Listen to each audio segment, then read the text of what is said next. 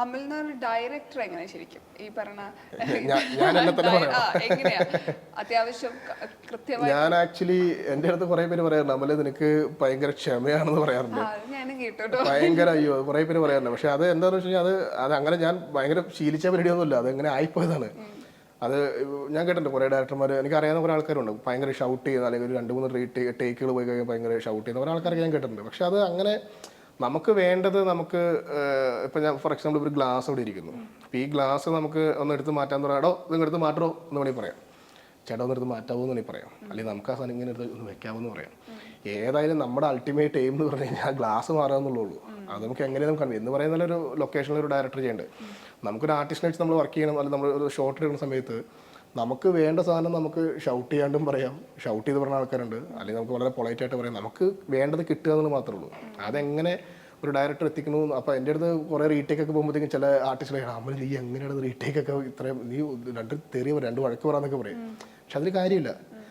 പിന്നെ ഞാൻ എന്നെ തന്നെ ഞാൻ അമൽ എന്ന ഡയറക്ടർ എങ്ങനെയാണെന്ന് ചോദിച്ചു കഴിഞ്ഞാൽ ഇപ്പം അത്രയും ഒരു എന്താ പറയുന്നത് അങ്ങനെ ഭയങ്കരമായിട്ട് പറയാൻ പാകത്തിന് സിനിമകൾ ഞാൻ ചെയ്തിട്ടില്ല. അതൊന്ന്.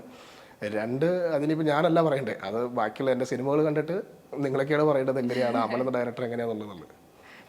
ഇപ്പൊ ഒരു ഡയറക്ടറായി മാറിക്കഴിയുമ്പോൾ കിട്ടുന്ന ഒരു പ്രിവിലേജ് ഉണ്ടല്ലോ, അതിപ്പം സിനിമ ആഗ്രഹിക്കുന്നവര് നേരിട്ട് വന്ന ഒരു ചാൻസ് ഒക്കെ ചോദിക്കും. ഇപ്പൊ നമുക്കറിയാം എത്തിപ്പെടേണ്ട എത്ര ബുദ്ധിമുട്ടായതുകൊണ്ട് തന്നെ ഈ ആളുകൾ വന്ന് ചാൻസ് ചോദിക്കുന്ന സമയത്ത് ഞാൻ ലേറ്റസ്റ്റ് ആയിട്ട് സെർച്ച് ചെയ്തപ്പോൾ ഞാൻ ഒരു ഇന്റർവ്യൂ പോലെ ഒന്ന് കണ്ടു എന്ന് പറഞ്ഞു. അതിലും ഒരാൾ അവസരം ചോദിക്കുമ്പോൾ അടുത്ത സിനിമയിൽ ഇതിൽ ചെറിയ വേഷമായിരുന്നു, അടുത്ത സിനിമയിൽ ഞാൻ വലിയ വേഷം തരാം. അപ്പൊ അങ്ങനെ അവരുടെ ആഗ്രഹം മനസ്സിലാക്കി സംസാരിക്കുന്നുണ്ട്. അത് ഈ 15 വർഷം വന്ന വഴിയിലൂടെ ആ ഒരു അനുഭവിച്ച കാര്യങ്ങൾ കൊണ്ട് തന്നെയാണ് അവർക്ക് ഒരു അവസരം കൊടുക്കാം എന്ന് ചിന്തിക്കുന്നത്.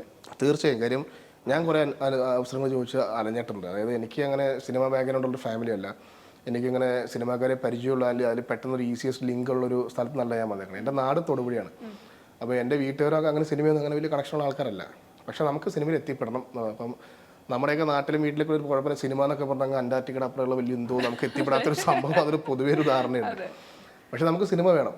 അപ്പം അന്ന് തൊട്ടേ നമ്മൾ പക്ഷേ അതിനുള്ള അപ്പം നമുക്കൊരു സാധനം വേണമെങ്കിൽ ഒരു സിനിമ എത്തിപ്പെടണം, നമുക്ക് അതിനുള്ള പോസിബിൾ ആയിട്ടുള്ള വേസ് നമ്മൾ നോക്കില്ലേ. അപ്പം അങ്ങനെ മാക്സിമം എന്തൊക്കെ ചെയ്യാൻ പറ്റുമോ അതങ്ങനെ അതിനുവേണ്ടി എന്താ പറയുക നമ്മൾ അങ്ങനെയുള്ള ആൾക്കാരെ തപ്പിയെടുക്കുക, അല്ലെങ്കിൽ നമ്മൾ അങ്ങനെ കോൺടാക്ട്സ് കീപ്പ് ചെയ്യാൻ നോക്കുക, അല്ലെങ്കിൽ കോൺടാക്ട്സ് എത്തിപ്പിടിക്കാൻ നോക്കുക. അങ്ങനെയൊക്കെ നോക്കി എങ്ങനെയൊക്കെയോ ലാസ്റ്റ് എത്തിപ്പെടുക എന്നുള്ളതാണ്. എങ്ങനെ എത്തിപ്പെടണം അതാണ് ആ ഒരു പോയിന്റ്, എത്തിപ്പെടുക എന്നുള്ളതാണ്.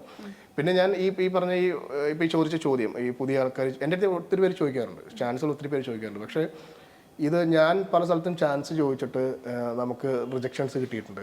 നമ്മളെ ഭയങ്കരമായിട്ട് നമ്മളെ മനസ്സ് വിഷമിക്കുന്ന ഒരു അവസരങ്ങൾ നമുക്ക് ഇഷ്ടംപോലെ ഉണ്ടായിട്ടുണ്ട്. അത് എനിക്കൊന്നും ഇപ്പം സക്സസ്ഫുൾ ആയിട്ട് നിൽക്കുന്ന പല ഡയറക്ടേഴ്സിൻ്റെ പാസ്റ്റ് എടുത്ത് നോക്കിയാലും ഇപ്പോൾ ഓൾറെഡി പല ആൾക്കാർ ഡയറക്ടർമാർ മാത്രമല്ല, റൈറ്റേഴ്സ് ആണെങ്കിലും ഈ ടെക്നീഷ്യന്മാരാണെങ്കിലും ആർട്ടിസ്റ്റുകളാണെങ്കിലും എവിടെയെങ്കിലും തല കാണിക്കാൻ വേണ്ടിയാലും മുഖം കാണിക്കണമെങ്കിൽ ഇഷ്ടംപോലെ റിജക്ഷൻസും പല മനസ്സ് ഇഷ്ടംപോലെ സിറ്റുവേഷൻസ് ഫേസ് ചെയ്തിട്ട് അവരൊക്കെ വന്നിട്ടുണ്ടാവുക. അവരോടൊക്കെ ചോദിച്ചാൽ കുറേ 100,000 സിറ്റുവേഷൻസ് പറയാനുണ്ടാവും.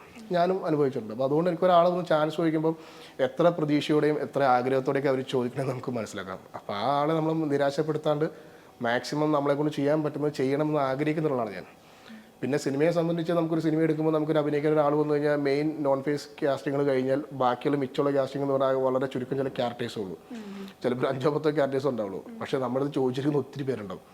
അപ്പോൾ അതിൽ നിന്നൊരു 10 പേരെ പിക്ക് ചെയ്ത് നമ്മൾ കാസ്റ്റ് ചെയ്യുമ്പോൾ ചിലർക്ക് വിഷമം തോന്നും നമ്മൾ വിളിച്ചില്ല എന്ന്, ചിലർക്ക് ഭയങ്കര പരിഭവം തോന്നും. അങ്ങനെ കുറേ പേര് അങ്ങനെ തോന്നിയിട്ടുണ്ട്. പക്ഷേ നമുക്ക് അടുത്ത വരും സിനിമകളിൽ നമുക്ക് കാസ്റ്റ് ചെയ്യാൻ പറ്റിയേക്കുന്നുള്ള പ്രതീക്ഷയുടെ കുറിച്ച് നമ്മൾ അവരോട് പറയും. നമ്മൾ ഓർക്കുമ്പോഴേ ഏറ്റവും വേദനയുള്ള ഒരു നിമിഷം ഉണ്ടോ ഈ പറയുന്ന സ്ട്രഗ്ലിംഗ് ടൈം കുറെ ആ സിറ്റുവേഷൻ ഉണ്ടെന്ന് പറഞ്ഞില്ലേ, ഷെയർ ചെയ്യാൻ പറഞ്ഞാൽ അങ്ങനെ എന്തെങ്കിലും ഒരു കാര്യം ഷെയർ ചെയ്യാൻ പറഞ്ഞാൽ അങ്ങനെ ചോദിച്ചാൽ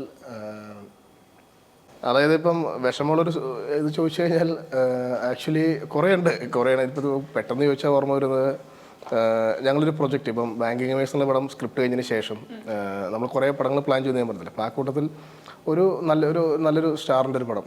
അപ്പം ആ പടം നമ്മൾ കഥ പറഞ്ഞു, അത് സ്ക്രിപ്റ്റ് ചെയ്തു. അത് കഴിഞ്ഞ് അത് സ്ക്രിപ്റ്റ് ചെയ്യാൻ നല്ല ടൈം എടുത്തു. അപ്പോൾ അതിനുശേഷം മൂപ്പരടുത്തൊക്കെ പോയി കഥ നമ്മൾ പിച്ച് ചെയ്തു.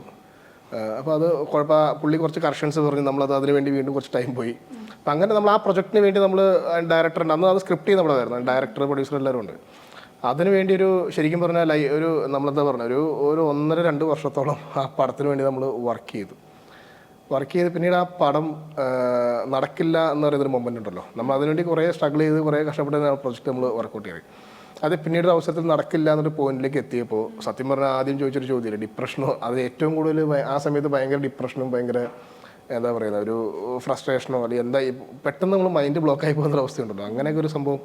അത് ഏത് പ്രൊജക്റ്റ് ആണെന്നും ഏത് സ്റ്റാർ ആണെന്നും ഏത് ഡയറക്ടറാണെന്നും ചോദിക്കരുത്. അതൊക്കെ ഒന്ന് ഇതൊക്കെ കുറേ പ്രൊജക്ട്സ് ഉണ്ട്, പക്ഷേ എങ്കിൽ പോലും പെട്ടെന്ന് പറയുമ്പോൾ ഇങ്ങനത്തെ ഒരു സംഭവമൊക്കെയാണ് മനസ്സിൽ വരുന്നത്. പിന്നെ ഇതിലെല്ലാം ഉപരി ഞാൻ പറഞ്ഞില്ല, ആദ്യം എൻ്റെ ആദ്യ സിനിമ കാണാൻ എൻ്റെ ഫാദർ ഉണ്ടായില്ല എന്നുള്ള എൻ്റെ ഏറ്റവും വലിയൊരു വിഷമം എൻ്റെ ലൈഫിൽ ഇപ്പോൾ ഈ പേര് അമൽ കെ ജോബി എന്നുള്ള പേര് സ്ക്രീനിൽ തെളിയുമ്പോൾ എൻ്റെ ഫാദർ എൻ്റെ കൂടെ ഇല്ല എന്നുള്ളതാണ് ഇപ്പോൾ എൻ്റെ ഏറ്റവും വലിയൊരു, അതിൽ കൂടുതൽ വിഷമം വേറെ ഒന്നും ഞാൻ ഫേസ് ചെയ്തിട്ടില്ല ഇപ്പോൾ. അതാണ് എൻ്റെ ഏറ്റവും വലിയ വിഷമം ഇപ്പോൾ. ഇപ്പം അമൽ ചേട്ടന്റെ ഈ 15 വർഷം എന്ന് പറയുന്ന ഒരു ചെറിയ നമ്പർ അല്ല. ഈ 15 വർഷത്തിലുള്ള ഓരോ സ്ട്രഗിളിനും നമ്മളെ സെൽഫായിട്ട് ഒരു മോട്ടിവേഷൻ കൊടുക്കേണ്ട ആവശ്യമുണ്ട്. കാരണം ആരൊക്കെ ഉണ്ടെങ്കിലും പറഞ്ഞാലും നമ്മളെടുക്കുന്ന തീരുമാനമാണ്. അത് ചിലപ്പോൾ വിജയിക്കാതിരിക്കുക, അതൊക്കെ നമ്മൾ തന്നെ ഫേസ് ചെയ്യണം. ആ സമയത്ത് ചേട്ടനായിട്ട് കൊടുത്തൊരു മോട്ടിവേഷൻ എന്താ?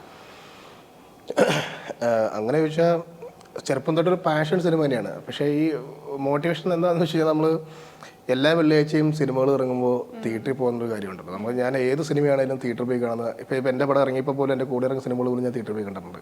ഈ ഗുമസ്തിന് ഇറങ്ങിയ കൂടുതലുള്ള പടങ്ങൾ പോലും. കാരണം ഏത് സിനിമയാണെങ്കിലും തിയേറ്ററിൽ പോയി കാണുമ്പം ഇപ്പം മറ്റൊരാൾ ഡയറക്റ്റ് ചെയ്ത പടമാണെങ്കിലും അവരുടെയൊക്കെ പേരുകളൊക്കെ എഴുതി വരുമ്പം നമ്മൾ ആ സ്ഥാനത്ത് നമ്മുടെ പേരൊക്കെ നമ്മൾ ഭയങ്കരമായിട്ട് നമ്മൾ മൈൻഡിൽ ചിന്തിക്കും. അപ്പോൾ അതേപോലെ അതൊക്കെ നമ്മൾ ഭയങ്കര, അതായത് എനിക്ക് ഇപ്പം എന്നെ അറിയാവുന്ന സുഹൃത്തുക്കൾക്ക് എനിക്കറിയാം, എല്ലാവർക്കും പറയാം. എനിക്ക് മൈൻഡിൽ ഭയങ്കര വിഷമം വന്നാലോ അല്ലെങ്കിൽ ഭയങ്കര എന്തെങ്കിലും ഒരു ഇതൊക്കെ വരുമ്പോൾ നമ്മൾ ഇച്ചിരി മോട്ടിവേഷൻ വേണ്ടി ആദ്യം പോകുന്നത് തിയേറ്ററിലേക്കാണ്. അവിടെ സ്ക്രീനിൽ സിനിമ ഇല്ലെങ്കിലും കുഴപ്പമില്ല, നമുക്ക് ആ തിയേറ്റർ ഹാളും ആ സീറ്റും കാര്യങ്ങളും അത് കാണുമ്പോൾ കിട്ടുന്നൊരു കിക്ക് വരെയാണ്. സിനിമയുണ്ട് അതിലേറെ സന്തോഷം ഏത് സിനിമയാണെങ്കിലും. അപ്പോൾ അതാണ് ഏറ്റവും വലിയ മോട്ടിവേഷൻ. പിന്നെ എന്താ പറയുക, ഒരു ഇപ്പോൾ നമ്മൾ ഈ ഫിലിം ഫെയർ അവാർഡ് അല്ലെങ്കിൽ മറ്റേ സൈമ അവാർഡ്സ് ഇതൊക്കെ നമ്മൾ ചാനലൊക്കെ ഇത് കാണുമ്പോൾ നമ്മൾ മെയിൻ സ്ട്രീം ആൾക്കാരൊക്കെ ഫ്രണ്ട് ഇരിക്കുന്നത് കാണുമ്പോൾ നമ്മളിപ്പോൾ ദൈവമേ അവിടെയൊക്കെ നമുക്ക് പോയി ഇരിക്കണല്ലോ. അപ്പോൾ പർപ്പസ്ഫുള്ളി ചില സമയത്ത് ഡൗൺ ആകുമ്പോൾ നമ്മളതൊക്കെ കാണാറുണ്ട്. പിന്നെ അതെ നമ്മൾ യൂട്യൂബിലൊക്കെ സെർച്ച് ചെയ്ത് വീഡിയോസ് കാണാറുണ്ട്. അപ്പോൾ നമ്മൾ വെറുതെ മനസ്സിലവിടെ നമ്മളവിടെ പോയി ഇരിക്കുന്നതൊക്കെ നമുക്ക് തോന്നും. അപ്പോൾ നമുക്ക് കുറച്ചൊരു കിക്ക് കിട്ടും. അപ്പോൾ അതേപോലെ ഫേമസ് ആയിട്ടുള്ള പോലെ നമ്മൾ ഫോളോ ചെയ്ത കുറേ ഡയറക്ടർമാരുണ്ട്, ഇവരുടെ ഇൻ്റർവ്യൂസ് ചെയ്യാൻ കാണാറുണ്ട്. അപ്പോൾ അവർ പറയുന്ന കുറേ കാര്യങ്ങൾ, അപ്പോൾ അവർ വന്ന വഴികൾ, അവർ ഫേസ് ചെയ്തുള്ള കുറേ പ്രശ്നങ്ങൾ, ഇതൊക്കെ നമ്മൾ കാണുമ്പം അത് ഓട്ടോമാറ്റിക്കായിട്ട് നമുക്ക് ഒരു കോൺഫിഡൻസും ഭയങ്കര മോട്ടിവേഷനായിട്ട് കുറേ കാര്യങ്ങൾ അവിടെ നിന്ന് കിട്ടാറുണ്ട്. അപ്പം അങ്ങനെ പല പല കാര്യങ്ങൾ. പിന്നെ അതിലുപരി എൻ്റെ എന്താ പറയുക, എൻ്റെ ഏറ്റവും വലിയ മോട്ടിവേഷൻ എന്ന് പറഞ്ഞാൽ ഞാൻ പറഞ്ഞില്ല, എൻ്റെ ഫാമിലി പ്ലസ് ഫ്രണ്ട്സ്, ഇത് രണ്ടുമാണ് എൻ്റെ ഏറ്റവും വലിയ മോട്ടിവേഷൻസ്. അപ്പം അതുകൊണ്ട് ഇങ്ങനെ എല്ലാം കൂടെ ഒത്തു വരുമ്പോൾ ഇങ്ങനെ പോകുന്നു.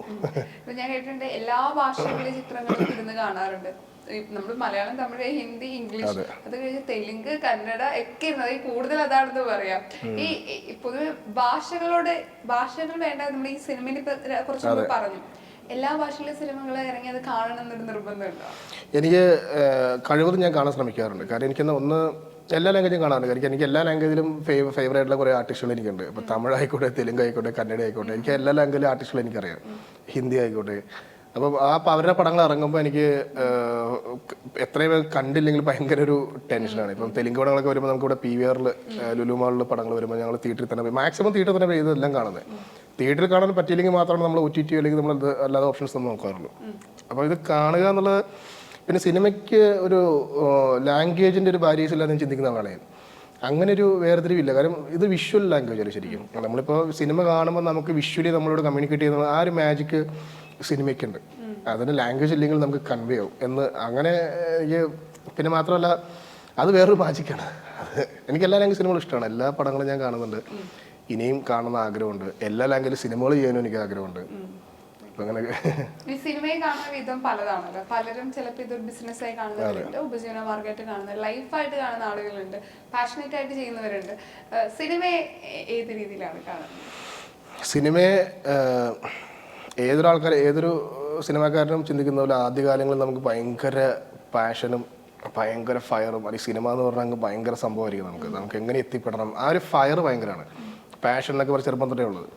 പക്ഷേ നമ്മൾ സിനിമയിലേക്ക് വന്നു കഴിയുമ്പോഴാണ് സിനിമയുടെ സ്ട്രഗിൾസും ഒരു സിനിമയിലേക്ക് എത്തിപ്പെടാനുള്ള ബുദ്ധിമുട്ടുകളും നമ്മൾ ഫേസ് ചെയ്യുക. കാരണം നമ്മൾ പുറമേ നിന്ന് കാണുന്നതല്ല നമ്മൾ അകത്ത് വരുമ്പോൾ സിനിമയുടെ ഒരു കാര്യങ്ങളെന്ന് പറഞ്ഞാൽ.